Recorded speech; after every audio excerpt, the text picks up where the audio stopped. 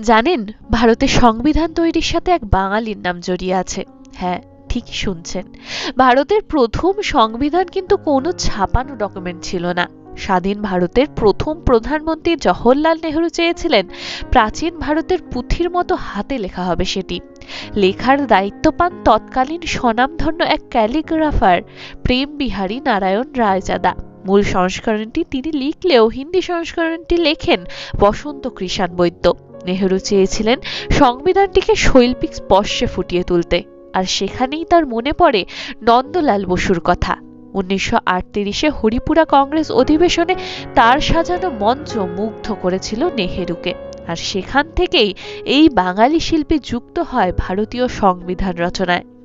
নন্দলাল বসুর নেতৃত্বে কয়েকজন কলা ভবনের শিক্ষার্থী সহযোগে আঁকা হয় মোট 22টি ছবি, যা ভারতের ইতিহাস ছুঁয়ে স্পর্শ করে ভারতের অন্তরাত্মাকে।